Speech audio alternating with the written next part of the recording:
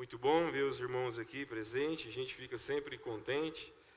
Eu digo isso em nome de cada irmão que faz um convite para você estar aqui, você que tem acompanhado, tem se esforçado, reservado um tempo para ouvir da palavra do Senhor, prestar culto. Nós ficamos felizes, como igreja, nós ficamos felizes de estar aqui em comunhão com vocês. E a gente vê que os irmãos têm valorizado a palavra do Senhor, isso é muito bom.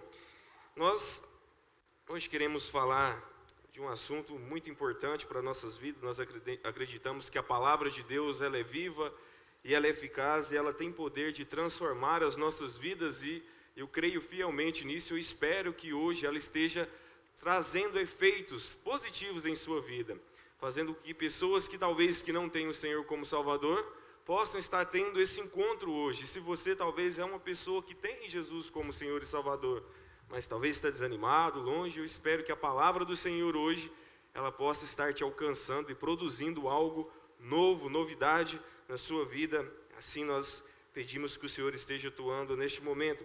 Nós queremos estar olhando para uma história muito conhecida em Gênesis capítulo 18.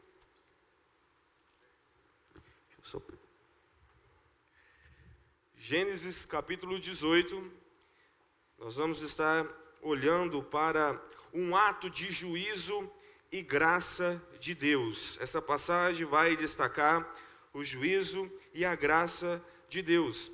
Nós sabemos que vários noticiários têm chegado diariamente nas nossas redes sociais, de alguma forma, chegam em nossas informações. Ultimamente, um noticiário que chegou e ganhou repercussão na mídia em todo o Brasil foi um caso de um homem em Tumbiara, um secretário ali daquela cidade, a qual ele matou o seu filho de 12 anos e o seu outro filho, matou seus 2 filhos e um outro de 8 anos. E depois dele fazer essa atrocidade, ele acabou tirando a sua própria vida, ele cometeu um ato de suicídio. A motivação desse crime, de acordo com as reportagens, com um vídeo que ele deixou falando sobre, foi que existia um problema conjugal. O seu casamento tinha sido rompido e ele acreditava que era devido a uma traição.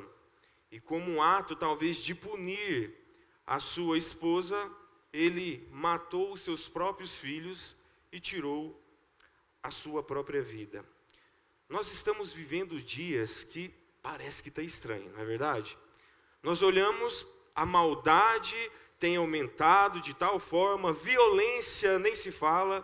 Se nós abrirmos as redes sociais para ver questões de notícia, constantemente nós vamos estar nos deparando com violência, com atrocidades, maldades, imoralidades, perversidades.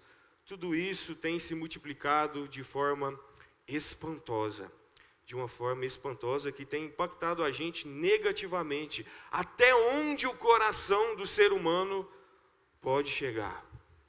É duro essa realidade, mas é algo que tem acontecido. E algo que também nos aflige é que aquilo que antes causava espanto, aquilo que antes causava medo, aquilo que era visto como ruim e como tragédia, ou como algo imoral, indecente, hoje está normalizado. Parece que não tem mais problemas. Pelo contrário, o pecado ele deixou de ser escondido. As pessoas agora fazem questão de mostrarem os seus atos pecaminosos. Levam as suas práticas pecaminosas como troféu. Eu estava vendo um rapaz que ele decapitou um membro de sua família e ele levava em suas mãos o troféu, a cabeça daquela pessoa. Outras pessoas em suas imoralidades, em seus atos imorais, colocando-se à venda o seu corpo como se fosse uma mercadoria. Você pode encontrar facilmente nas redes sociais que antes era algo imoral, algo sujo e imundo, as pessoas colocam como se fosse um banquete a ser visto e a ser consumido. Aquilo que antes era valioso, precioso e moral, já não faz tanta diferença. Mas nós sabemos que as Escrituras já falavam algo sobre. Todas as vezes que nós olhamos para as Escrituras, nós percebemos um padrão claro do nosso Senhor em relação a esses atos pecaminosos e expostos. E quando nós olhamos para a Escritura, existe um padrão, onde o Senhor Deus, Ele fez com que a criação nascesse, desse bênçãos, logo depois essa criação ela cai, ela peca, ela se distancia de Deus, e vem o juízo de Deus, mas também Deus pensa na provisão, como eu posso restaurar esse povo, como eu posso salvar. Mas essa é uma triste realidade. Toda vez que o pecado ele alcançou um nível de corrupção tão alto, nós vemos que a justiça e o juízo de Deus se manifestou sobre a humanidade. Nós vimos isso no Jardim do Éden, nós vimos isso com Caim e Abel, nós vimos isso no dilúvio, nós vimos isso e nós vamos falar um pouco em Sodoma e Gomorra, nós vimos isso no cativo babilônio, nós vimos isso lá no Novo Testamento, na perseguição aos cristãos. Toda vez que o pecado ele chegou a um certo nível, Deus manifestou o seu juízo, porque Deus ele não trata o pecado com imparcialidade. Deus ele não trata a iniquidade, a ofensa contra ele com indiferença. Ele sempre foi um juiz que aplicou a sua justiça, mas que também fornece graça, perdão, oportunidade de restauração e de recomeço. Ele é exatamente o juiz que traz consigo verdade, salvação, restauração, mas também juízo. É exatamente neste cenário, neste contexto que nós encontramos o relato de duas cidades, Sodoma e Gomorra, não isolada como história, mas como uma revelação do caráter de Deus sobre aquela cidade. Nós vamos estar aprendendo coisas preciosas a respeito dos atributos do Senhor. Nós queremos destacar que o nosso Deus, Ele sabe todas as coisas, Ele é onisciente, Ele conhece o presente, o passado e o futuro. Ele conhece todas as coisas. E o nosso Deus, Ele é puro em santidade, Ele é justo. Nós vamos falar um pouco sobre a justiça de Deus. E um outro atributo do Senhor, que é o amor, a benevolência dEle, a salvação, que é evidenciada no nosso Senhor. É notável isso na presença dos atributos, nas características, nas qualidades do Deus eterno. Abre então as suas Bíblias, Gênesis 18, nós vamos estar lendo do verso 16 até o verso 33. Nós vamos estar vendo essa história desta cidade, Sodoma e Gomorra, e também de um personagem muito importante que aparece aqui.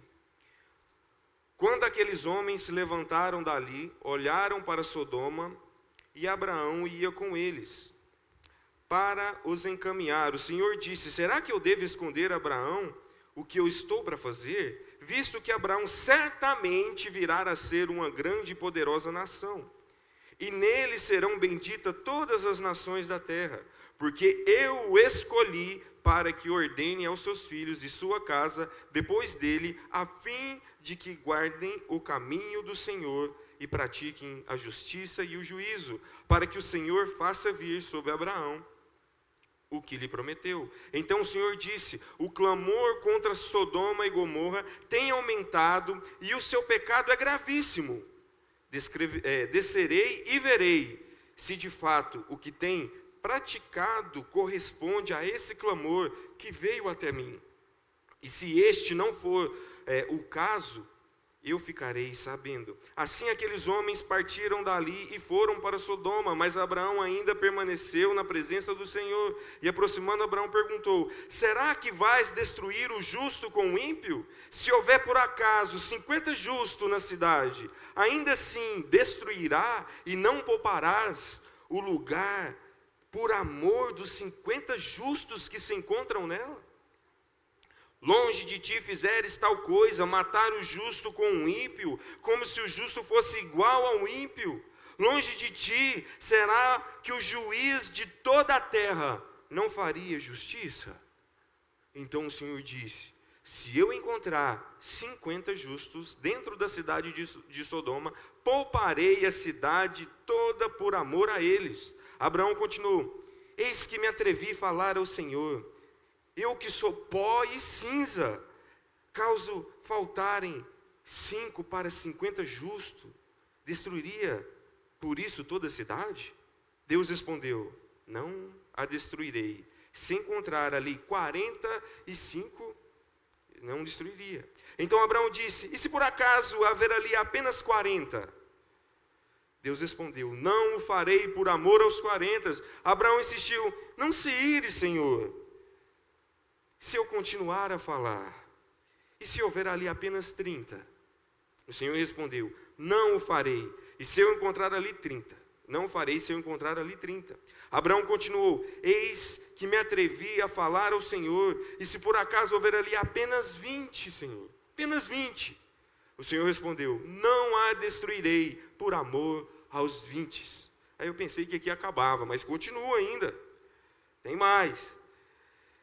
Não se ire comigo, Senhor, eu lhe falo somente esta vez, é a última vez que eu falo. Se por acaso houver ali apenas 10, só 10, Senhor. O Senhor respondeu: não a destruirei por amor aos 10. Quando acabou de falar com Abraão, o Senhor se retirou e Abraão voltou para onde estava antes. Que o Senhor abençoe a leitura e a meditação da palavra até aqui, amém? Nós acabamos de ler um trecho que fala de um povo que se encontrava em meio a vários tipos de pecados e de imoralidades que chegaram até o conhecimento do Senhor. Mas é válido mencionar que antes de chegar esse clamor ao Senhor, ele já conhecia tudo o que estava acontecendo. O Senhor, ele conhecia Abraão, que estava ali indagando a ele. O Senhor conhecia o povo que habitava aquela cidade e a prática que eles estavam cometendo ali. Um dos atributos do Senhor é sua onisciência. Ele conhece todas as coisas. Não há nada, preste bem atenção, não há nada que possa ser encoberto diante dos olhos do Senhor.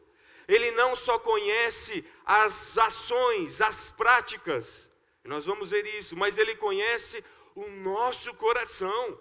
Ele conhece os nossos pensamentos.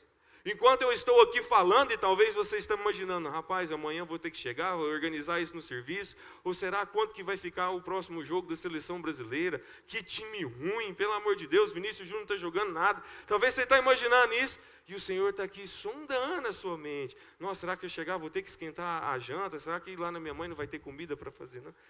E aí ele vai imaginando tudo, ele vai sondando o nosso íntimo, mente e coração. Ele sabe de todas as coisas. Ele conhece exatamente o que você está pensando. O Senhor, ele é onisciente, ele sabia muito bem o que estava acontecendo ali com a vida de Abraão, aquele homem justo, e com a vida daquele povo naquela cidade de Sodoma e Gomorra. O salmista, em Salmo 139, ele pôde dizer: se eu subo aos céus, lá o Senhor está. Se eu faço a minha cama no mais profundo abismo, lá o Senhor está também.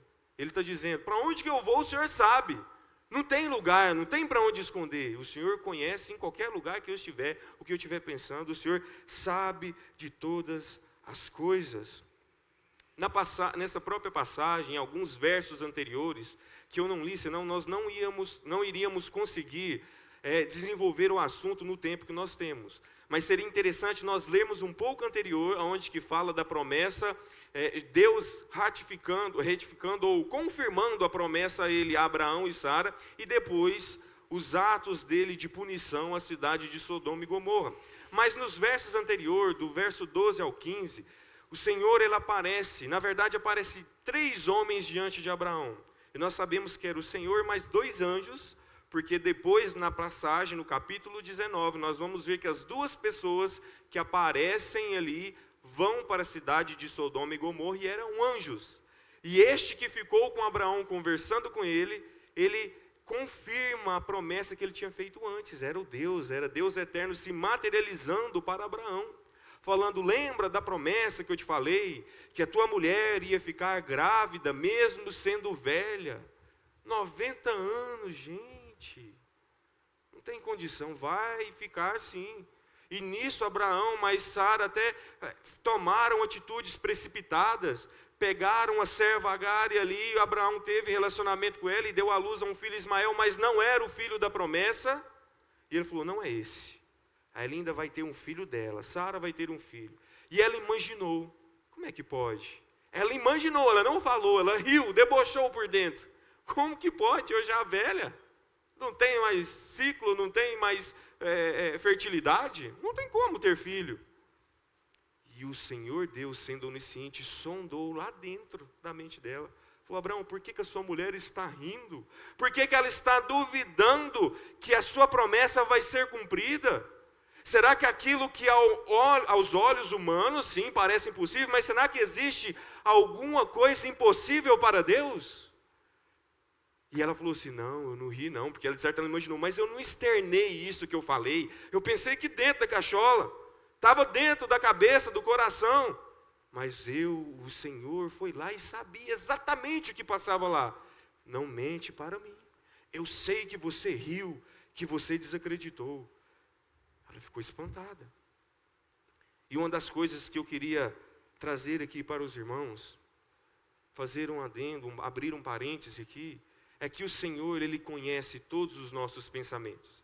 E existe um jargão que todos os pregadores, a grande maioria fala: talvez você veio aqui, eu não sei o que está passando no seu coração, Deus sabe de todas as coisas, eu não sei qual é o motivo que te levou a estar aqui, você está triste e tal. E faz aquela frase genérica, mas que no fundo existe uma verdade que eu não consigo compreender. O que as pessoas hoje têm vindo buscar diante de uma reunião dessa? Hoje você está aqui porque Cristo, Ele entrou em sua vida e Ele é importante para você?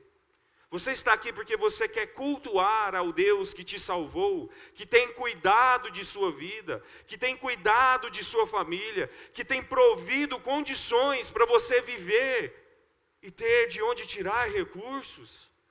O que te motivou a estar aqui? Parece genérico, mas é algo que está no mais profundo do coração das pessoas. Eu não sei o que tem feito pessoas virem buscar o Senhor. Senhor, na minha fraqueza eu sei o que tem vindo estar aqui. Sou fraco, falho, pecador. Mas eu tenho um Deus que me salvou. E não faz sentido eu estar lá na minha casa para não vir aqui deixar de cultuar ao meu Senhor, prestar louvor e honra, lembrar do sacrifício vivo que Ele fez por mim. Mas o que te motivou a estar aqui? O que fez com que você viesse aqui? E talvez algumas pessoas falam: realmente eu vim porque estou passando por momentos difíceis, lutas, aflições. E eu sei que muitas coisas podem ter te aproximado e vindo aqui. Existe um amigo lá de Espírito Santo, ele costuma dizer assim: nós não trabalhamos com coincidência. Nós trabalhamos com cristocidência. Ele move as situações para que você estivesse aqui hoje. Ele fez com que você ouvisse essa palavra. Talvez a resposta não vai ser aquilo que você tanto esperava. Senhor, será que vai dar certo? Aquele financiamento, daquela aposentadoria. Talvez Cristo quer trabalhar outra coisa no seu coração. Mas Ele sabe exatamente o que tem passado por aí. Ele sabe. Ele tem sondado a sua vida e olhado para as suas necessidades. Mas primeiro Ele quer tratar da nossa alma. Ele quer tratar de um problema maior. O Senhor, Ele conhece cada necessidade nossa e Ele sabe exatamente o que nós precisamos. Os olhos do Senhor estão em todo lugar. Provérbios pode dizer isso. Ele contempla os maus e os bons. O Senhor, Ele sonda as nossas vidas. Ele sabe. Eu me lembro de uma vez que a minha avó Aparecida, lá em Flor de Minas, ela acordava de manhã cedinho, e aquela barulheira, abrindo panela, e todo mundo acordava. O Senhor, Ele sabe exatamente quando a gente acorda, coloca o chinelinho no pé, vai lá no banheiro, escova o dente, depois você vai para a cozinha, senta, toma o seu cafezinho, E eu descobri até esses dias para trás que eu não gosto de café, eu gosto de açúcar. Que eu não posso tomar muito açúcar. Está começando a dar errado. Mas o café sem açúcar não tem graça. Mas ele sabe exatamente esse caminho, a trajetória, você acordando, indo para lá, para a cozinha, para tomar. O Senhor conhece cada detalhe. Ele me conhece e Ele te conhece. E Ele sonda os nossos corações. E o Senhor, Ele conhecia muito bem Abraão. Aquele homem, aquele servo que estava diante dele, indagando: Senhor, será que o Senhor vai destruir justo por conta dos ímpios? Ele sabia exatamente quem era aquele homem. E ele não só sabia das coisas que estavam acontecendo ali, do passado de Abraão, mas ele tinha um futuro. Ele já tinha projetado algo para aquele homem. No verso 18 ele diz assim: isto que Abraão certamente virá a ser uma grande e poderosa nação, e nele serão benditas todas as nações da terra. O Senhor já havia definido, tinha escolhido aquele homem para que através dele todas as nações fossem abençoadas. Dele, daquela geração, da família de Abraão viria o Messias, Jesus Cristo. Da descendência de Abraão, conforme diz Gálatas, viria o descendente de Abraão, Cristo o descendente. E através de Cristo, todas as nações iam ser abençoadas. E Cristo vinha de Abraão. Cristo já tinha, nosso Deus já tinha um projeto, já tinha um plano para a vida de Abraão. Ele não só conhecia o passado, o presente, mas o Deus onisciente, Ele conhece até o futuro. Ele conhece todas as coisas. E Ele fala: aquele povo que viria da descendência de Abraão deveria viver conservando o caminho do Senhor, fazendo o que era justo e direto. A ideia era que aquele povo ele deveria viver de acordo com a vontade de Deus, fazendo a vontade dEle, tendo um estilo de vida alinhado com o propósito do Senhor, para que aquele povo fosse considerado um povo justo, um povo que servia ao Deus verdadeiro e altíssimo, um povo que se submetia à vontade do grande eu sou. Era isso que ele esperava da descendência de Abraão. Ele sabia do futuro de Abraão, ele sabia da vida de Abraão, mas ele também sabia da vida daquele povo que estava lá em Sodoma e Gomorra. Ele sabia do destino daqueles habitantes. Ele sabia do futuro que estava aguardando eles. O Deus onisciente sabia de todas as coisas. E quando nós olhamos para o verso 23, nós vamos encontrar aqui dois estilos de pessoas que o escritor fez questão de deixar destacado aqui para nós. Veja só: e aproximando Abraão, perguntou: será que vais destruir justo com ímpio? Aqui nós vamos ver que ele faz questão de destacar essa classificação de pessoas que estão aqui nessa história, que estão nessa passagem. Justos e ímpios. No Antigo Testamento, os justos eram aquelas pessoas que confiavam em Deus, que tinham a sua fé depositada no Deus eterno e que confiavam que a promessa do Senhor viria sobre eles, que da semente da mulher viria o descendente que pisaria na cabeça da serpente, e que através da descendência de Abraão todas as nações seriam abençoadas, porque dele viria o Messias. Aquele povo era considerado justo, porque eles confiavam inteiramente, depositavam a sua fé no Deus verdadeiro. Em Gênesis 15, capítulo 15, no verso 6, fala o seguinte: Abraão creu no Senhor, e isso lhe foi atribuído para justiça. Era um homem justo diante de Deus, por conta da sua fé ser depositada em Cristo Jesus. Nós costumamos fazer uma analogia que os cristãos, ou os servos de Deus naquela época, ou melhor, os servos de Deus, cristãos é depois de Cristo, né? Mas aquelas pessoas que pertenciam a Deus naquela época, era como se fosse uma analogia com um cartão de crédito e débito. Como assim?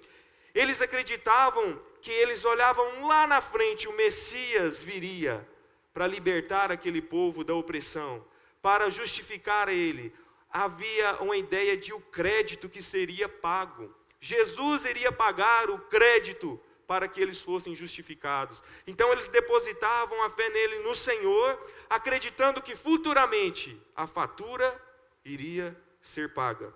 Já nós hoje, por que nós somos considerados justos? Aqueles que creram e entregaram sua vida ao Senhor como único e suficiente Salvador.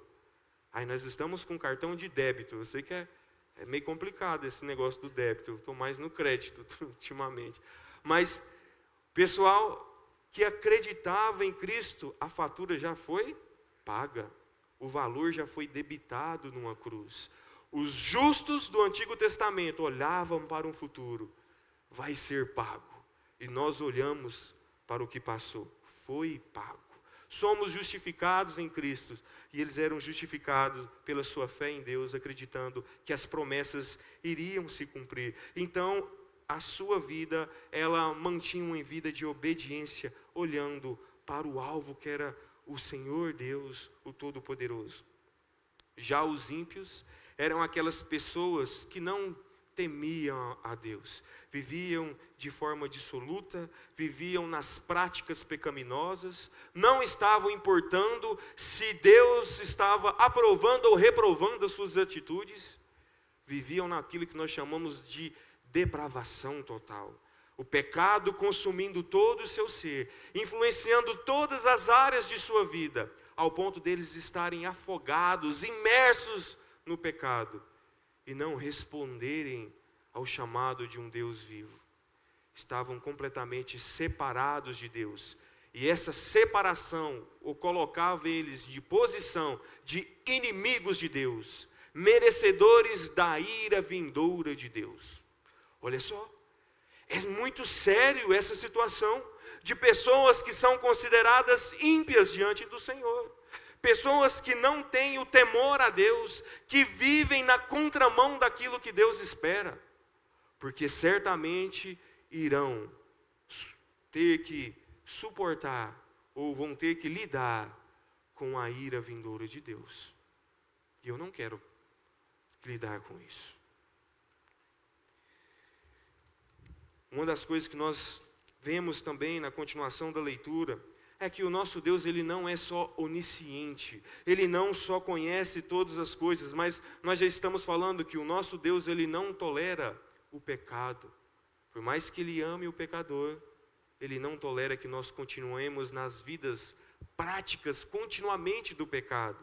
Por isso que um atributo comunicável de Deus é a justiça dele. É um Deus justo, santo, puro e verdadeiro. Esse é o nosso Deus. Ele não compactua com o pecado, ele não aceita, ele não tolera. E ele há de punir o pecado. Mas ele oferece graça. Mas quando nós olhamos, olha aí para vocês estar observando do verso 20 até o verso 21 diz: então o Senhor disse, o clamor contra Sodoma e Gomorra tem aumentado, e o seu pecado é gravíssimo. Descerei e verei se de fato o que tem praticado corresponde a esse clamor que veio até mim. E se este não for o caso, eu ficarei sabendo. Nós acabamos de ler uma passagem que fala que o pecado de Sodoma e Gomorra estava sendo tão grave que estava chamando a atenção de Deus. Estava chegando até os ouvidos do Senhor. E nós vemos que está falando que ele vai ter que descer e até lá verificar se realmente aquilo que estava acontecendo era contrário à vontade dele. Se aquele pecado realmente era gravíssimo. E às vezes alguns estudiosos, e até mesmo nós lendo, nós vamos falar assim, mas como assim? O Deus que é onisciente, ele precisa descer para verificar, ele precisa ir lá na cidade? Você não acabou de dizer que ele conhece todas as coisas, ele sabe do passado, do presente e do futuro? Qual que é a lógica dele estar indo ali e verificar se o povo estava pecando ou não? E a palavra de Deus fala que os pecados eram gravíssimos que estavam chegando diante do Deus.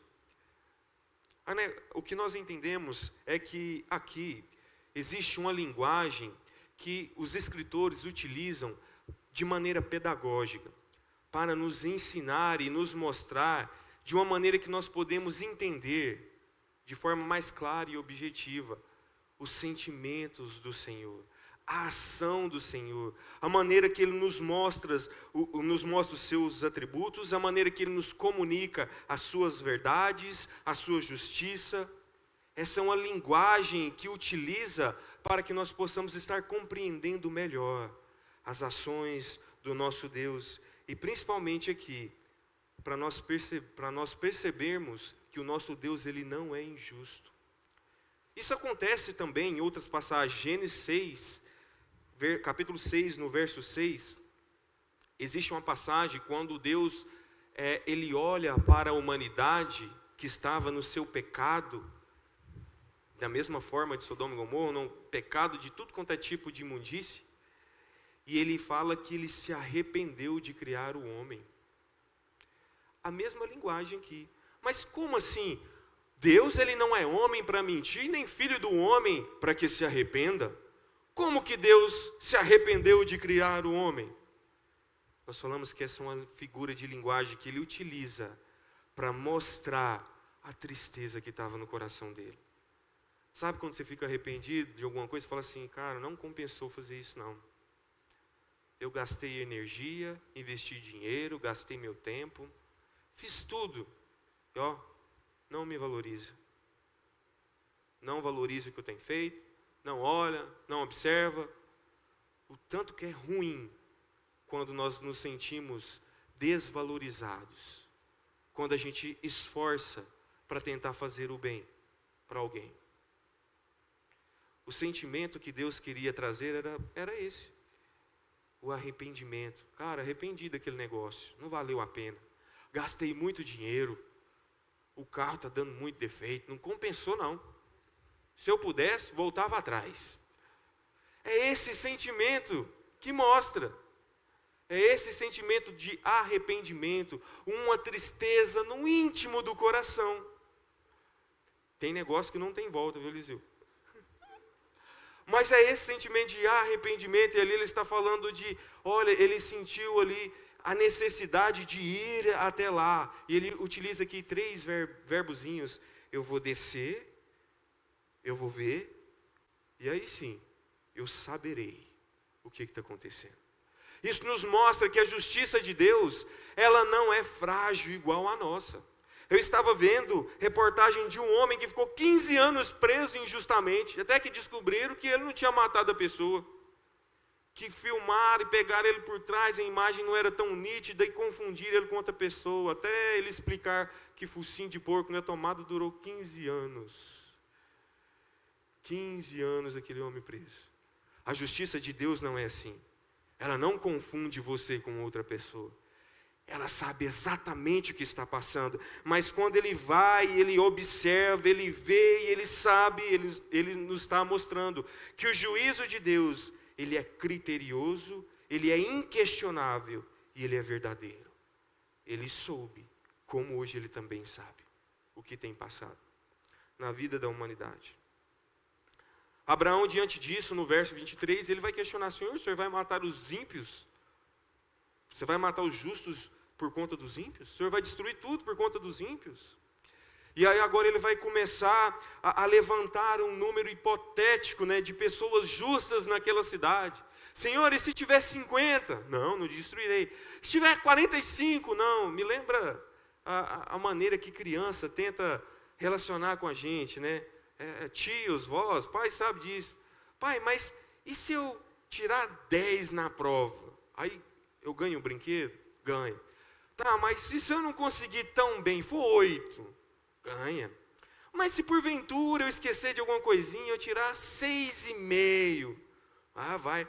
E se tirar uma vermelha, se der ruim? Não, aí não ganha. Aí não vai ganhar nada do pai, não. Tem que comportar bem e tirar uma nota boa. Parece essa ideia de uma criança se relacionando com pessoas adultas. Senhor, se for 30. Só que nós vemos aqui um temor de Abraão. Senhor, eu sou pó e cinza. Eu não sou nada. Eu estou diante do Senhor intercedendo, porque eu sei que lá, naquela cidade, tem familiar meu. Lá tem o Ló, meu sobrinho, o Lózinho. Nós costumamos usar esses termos pequenos. Eu estava ensinando o Asaf sobre a história de João Batista, e no nascimento dele nós falamos que era Joãozinho. Aí na hora que foi para o João Batista, agora ele fala, é o Joãozinho que virou João Batista, e esse dia ele confundiu. Ficou chamando de Joãozinho, João Batista. Mas existia ali parentes de Abraão, naquela cidade, de Ló. E ali estavam os familiares de Ló, sua esposa, as suas filhas, os seus genros. E Abraão está preocupado. Ele está intercedendo pela família dele. E talvez hoje você veio aqui porque alguém está intercedendo por você.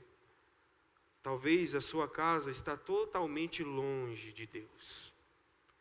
Seus pais, seus filhos, seus netos, sua mãe, avós, sobrinhos, tios. Mas existe um que está lá firme, orando, vindo. Senhor, não destrói não, tem misericórdia. Traz de volta, recupera eles. E às vezes é isso que acontece. Talvez você está aqui hoje por fruto de alguém que está orando e intercedendo por você, e às vezes ele nem está aqui.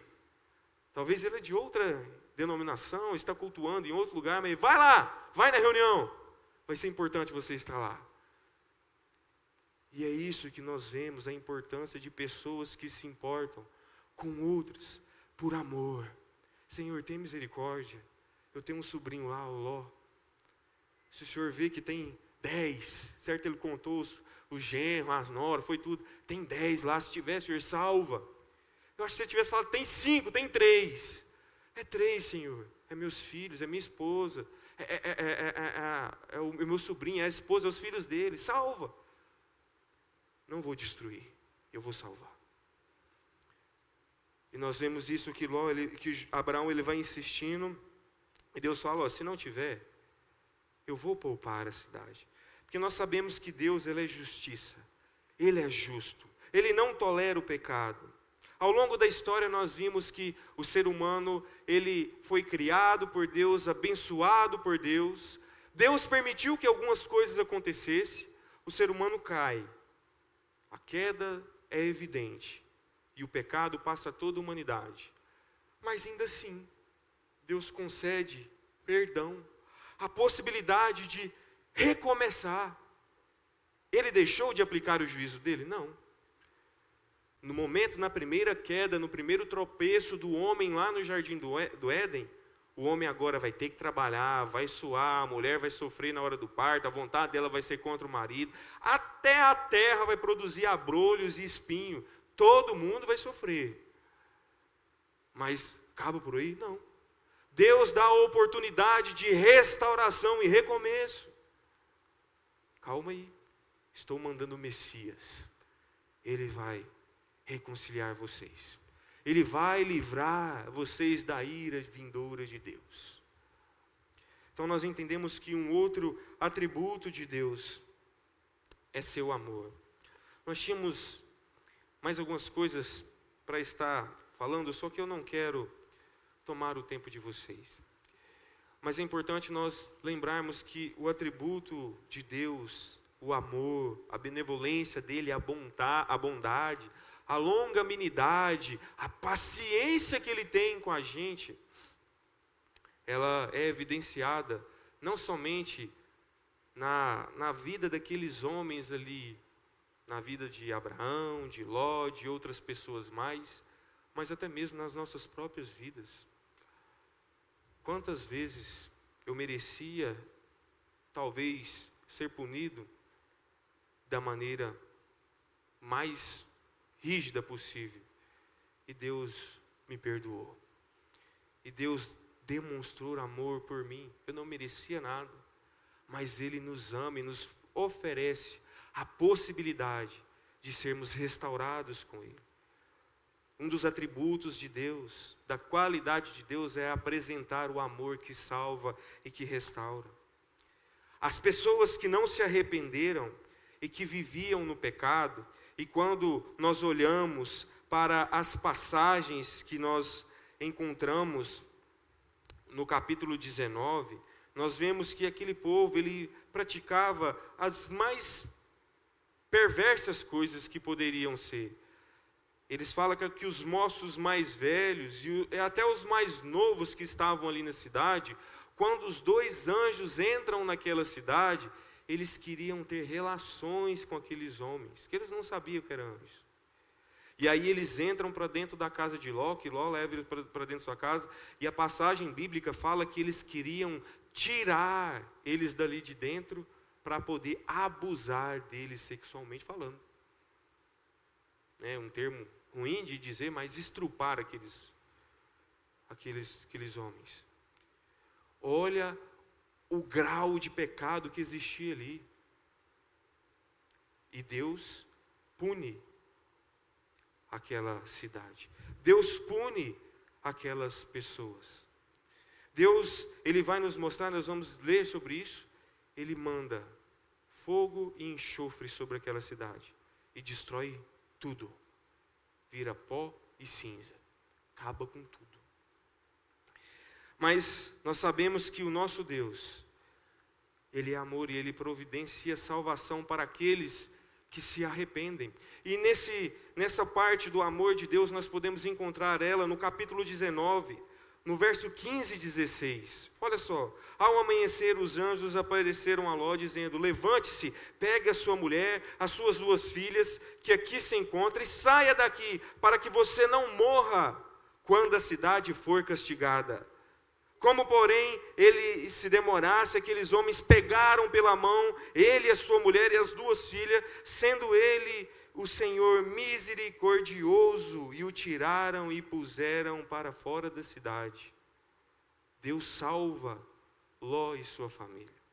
O Lindomar, em uma quarta-feira, ele trouxe essa mensagem, e eu fiz questão de anotar uma das partes de sua mensagem. Quando ele diz que a misericórdia de Deus foi vista em favor daquelas pessoas. Ele pode dizer: a salvação de Deus se manifestou, o seu amor, a sua misericórdia podem ser vistos ali, quando ele tira Ló, as suas 2 filhas e as suas esposas. Mas, olha só o que Lindomar disse: mas não faz sentido querermos olhar para trás como a mulher de Ló, para voltar para a situação aonde a ira de Deus seria depositada. Deus deu livramento para Ló e a sua família: saiam daí, eu vou destruir essa cidade, porque o pecado desse povo não é brincadeira. Imoralidade, maldade, perversão. Esse povo, o pecado dele é tão grave que eles merecem serem destruídos. Então afaste-se daí. Mas a mulher de Ló olha para trás. E nós sabemos que ela vira uma estátua de sal, conforme diz as Escrituras. E o Lindomar pôde dizer, acredito, inspirado pelo Espírito Santo de Deus: não faz sentido olhar para trás, para voltar para o local da ira de Deus. Nós já saímos dessa situação. Você já saiu do local do pecado. Você vai querer voltar para o lugar aonde a ira do Senhor vai ser depositada? Não se engane. Por mais que pareça que está demorando, Deus tem sido longânimo e paciente, mas o juízo do Senhor virá. 2 Pedro 2, 7 e 10. 2 Pedro capítulo 2, verso 7 até o verso 10 diz: mas livrou o justo Ló, que ficava aflito com a conduta libertina daqueles insubordinados. Está falando daquele povo da cidade. Porque esse homem justo, pelo que via, ouvia, ao morar entre eles, atormentava sua alma justa, dia após dia, por causa das obras iníquas que aqueles praticavam. Assim o Senhor sabe livrar das provações os piedosos e manter os injustos sob o castigo para o dia do juízo, especialmente aqueles que, segundo a carne, andam nos desejos impuros e desprezam qualquer autoridade. Aqueles que são vistos como ímpios vão sofrer as terríveis consequências de um Deus verdadeiro e fiel. Mas aqueles que são justos, eles não vão passar por essa ira de Deus. Mas talvez a pergunta seria: eu entendo que existe dois tipos de pessoas: os ímpios, que nós encontramos naquela cidade, onde os pecados deles chegaram até Deus, e os justos, que confiam no Senhor e depositam sua fé no Deus único e verdadeiro. Mas então, de que maneira as pessoas que talvez estão indo por um caminho ímpio, elas podem ser transformadas em pessoas justas? E nós olhamos para a palavra do Senhor, ela nos mostra que a justiça de Deus, ela não vem de nós. Não é algo que eu possa produzir. Não é algo que pelas minhas obras ou os meus méritos, mas é algo que o próprio Deus providencia, que é a graça. A graça que é o favor imerecido de Deus. Romanos 5:10 pode dizer: porque se nós, quando inimigo, fomos reconciliados com Deus, mediante a morte do seu Filho Jesus. A justiça de Deus, ela é mediante a fé em Cristo Jesus. Para todos aqueles que creem, para todos aqueles que confiam em Deus, em sua obra. Romanos 3:22 até o verso 24, ele diz: a justiça de Deus mediante a fé em Jesus Cristo são para todos aqueles que creem, porque não há distinção, todos pecaram e carecem da glória de Deus, sendo justificados, sendo colocados justos diante de Deus, gratuitamente, por sua graça, mediante quem? A redenção que há em Jesus Cristo. É através de Cristo que nós podemos encontrar salvação, perdão de pecados. É Ele quem providencia o meio para que pessoas que estão sendo consideradas ímpias, distantes de Deus, possam ser reconciliadas e salvas. A justificação é algo que vem do nosso Senhor. Justificados, pois, mediante a fé, temos paz com Deus. Se antes éramos merecedores da ira, agora através de Jesus Cristo, nós temos paz com Deus. Não somos mais considerados inimigos. Tiago fala, olha, não são obras que nós praticamos que nós vamos encontrar a graça de Deus. Efésios 2:8-9 diz: porque pela graça nós somos salvos, e isso não vem de nós, é dom de Deus, para que ninguém se glorie por suas obras. Então nós entendemos que a palavra de Deus, ela nos mostra que existe um Deus justo, um Deus que conhece todas as coisas, um Deus onisciente, mas um Deus que não tolera o pecado, um Deus que há de punir com juízo o seu povo, a humanidade, aqueles que continuam nas práticas deliberadas do pecado, Ele irá punir. Mas aqueles que olham para o Senhor, aqueles que depositam sua fé nele, estes têm a possibilidade de serem justificados por Deus, serem salvos da ira vindoura de Deus, através da obra substitutiva de Cristo numa cruz. O sangue derramado numa cruz de Cristo tem poder para justificar o homem pecador. Assim como nos dias de Sodoma e Gomorra, o pecado se multiplicou ao ponto de ter chegado aos ouvidos de Deus. E ele falando, olha, é tão grave que não tem como tolerar isso aqui mais. Apesar que eles estavam agindo como se fosse algo normal, algo de ser celebrado. O Senhor falou assim, aqui já chega, está no limite. Aquele mesmo Deus, Ele continua ativo e olhando para nós hoje. Nós entendemos que o copo está enchendo. E vai chegar o momento que a ira do Senhor há de transbordar. Tem gente que separa, fala, aquele Deus é o Deus do Antigo Testamento. No Novo é outro Deus, é o Deus de paz e amor. O símbolo hippie lá, o Deus hippie. Ele não condena não, esse negócio de inferno não existe. Pelo contrário. Existe, o nosso Deus ainda está sendo paciente. Mas o pecado, as práticas imorais, tem chegado a um nível esquisito nos dias de hoje. Violência, a falta de amor, a falta de empatia, a falta de considerar os próximos, da sua própria família. Pessoas matando vô, mãe, pai, por conta de herança, cada coisas que aparecem das piores atrocidades possíveis. Está chegando uma hora que Cristo irá julgar a humanidade. Vai chegar um momento que chegará no limite. O pecado vai chegar a um nível que não vai ser mais tolerado. E Ele irá punir a humanidade. Então a questão não é se Deus julga o pecado, porque certamente Ele irá julgar, mas é você olhar e fazer uma autoanálise para você. Em qual classe você está? Qual grupo de pessoas você se encontra? Justificados mediante a graça de Cristo? Ou dos ímpios, que ainda não tiveram seus pecados perdoados, redimidos e justificados por Deus? Nós entendemos que a palavra do Senhor fala que vai haver um final, um juízo final, onde a ira de Deus, que é um atributo dele, que vai ser manifestado também no lago de fogo. O Elias costuma dizer, né? Os bichos, ele faz, né, o gesto, né, os vermes não morrem, o fogo não apaga. E é uma realidade. E às vezes nós pensamos que no inferno você vai encontrar um diabo vermelhinho, chifrudo, com rabão e um tridente, sentado num trono, governando o inferno. Venha para cá, vem. Você esquemar aqui nessa cadeira flamejante, vem. E às vezes nós pensamos que essa é a realidade do inferno. Até o diabo está submetido à autoridade e à justiça de Deus.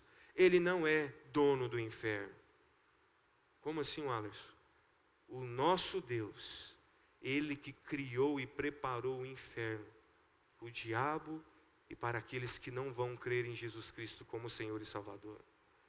Até lá, eles vão perceber quem é o Deus Criador. A justiça e o juízo de Deus estão evidenciados no inferno. Ele também tem domínio sobre o inferno. Talvez isso cause espanto, né? Talvez você pensava que o inferno é o lugar onde o diabo reina. Não. A vontade de Deus está reinando no inferno. A ira de Deus vai ser derramada no inferno. É lá que a justiça dele vai ser demonstrada. Por isso que muitos de nós às vezes pregamos, e eu sei que é uma mensagem indigesta. Olha, não queira fazer justiça com as suas próprias mãos, porque Deus, Ele perdoa, Deus é amor, mas Deus, Ele vai punir o pecador. A justiça de Deus será aplicada. E não existe segunda chance. Eu vou reencarnar, porque na minha época eu era um pouco devagar, andava um pouco devagar para fazer as coisas, eu vou reencarnar de forma de tartaruga, para me tentar recuperar o tempo perdido. Eu vou reencarnar em forma de borboleta. Eu estava vendo isso esses dias. Outros falavam que, não, eu vou vir de uma... Porque eu fui pobre a minha vida inteira. Não é possível que na próxima reencarnação eu não venha rico, né? Agora eu vou vir com dinheirinho. Aí eu vou gastar, porque eu não pude. E acreditam que existe segunda chance. Ou que existe um lugar. Nossa, eu não fui tão bem, não. Vou confessar para vocês, na minha vida ali, quando eu estive na terra, era um pé na igreja, era um pé no mundo, né? O famoso crente Raimundo que eles falam, né? Um pé na igreja, um pé no mundo. Mas eu sei que eu vou ter a oportunidade de purgar o meu pecado num lugar que Deus criou. Ali eu vou ter a minha segunda chance. Meu irmão. Eu espero que Deus ele tenha te alcançado verdadeiramente. Porque não existe segunda chance. Nós costumamos dizer, né? O tempo é agora. O dia oportuno é hoje. A oportunidade de você se entregar a Cristo. Senhor, eu não quero passar pela sua ira. Senhor, salva-me, tenha misericórdia. Me faça nascer de novo. Me reconcilie com Deus. Me tira daquele lugar que eu sei que se eu estiver ali, eu vou sofrer a ira do Senhor. Me salva, Senhor. Hoje é a oportunidade.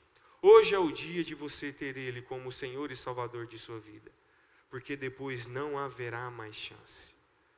Haverá uma eternidade onde o atributo de Deus, a justiça e a ira de Deus serão evidenciadas, que é o lago de fogo, onde o diabo, os seus anjos, e a gente entende que as pessoas que não têm Cristo como Salvador serão lançadas ali, infelizmente. Então, assim como Ló foi tirado de Sodoma pela misericórdia de Deus, hoje o Senhor, Ele continua chamando pessoas para fora de uma vida de pecado, para fora dessa vida de depravação, para caminhar numa vida de salvação, de reconciliação. Que hoje essa seja a sua realidade, que você tenha a oportunidade de sair para fora. Peça perdão ao Senhor, se reconcilie com Ele. Lembre-se que Ele conhece cada trajetória de sua vida. Na hora que você acorda, escova os dentes, toma um cafezinho, põe um chinelinho no pé. Ele está te vendo. E Ele espera o momento que você vai chegar: Senhor, eu estou aqui, arrependido. Salva-me, restaura-me. Que hoje seja o dia da sua salvação. Amém?